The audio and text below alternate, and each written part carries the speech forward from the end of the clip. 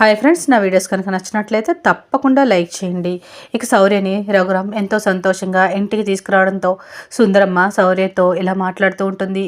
పెళ్ళిళ్ళు స్వర్గంలో నిశ్చయించబడతాయని చెప్పి పెద్దలు ఊరికి అనలేదు శౌర్య అని సంతోషంగా మాట్లాడుతూ ఉంటే శౌర్య రామలక్ష్మి వైపు చూస్తూ సైగలు చేస్తూ ఉంటే రామలక్ష్మి తిడుతున్నట్టుగా మొహం పెడుతూ ఉంటుంది శౌర్యం చూస్తూ.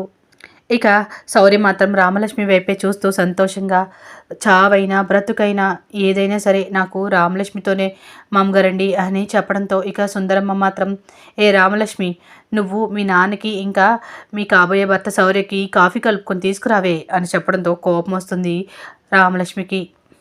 ఇక వెంటనే శౌర్య వెళ్ళి పెట్టుకురా అన్నట్టుగా సైగ చేస్తూ ఉంటాడు. వెంటనే రామలక్ష్మి వంటగదిలోకి వస్తుంది.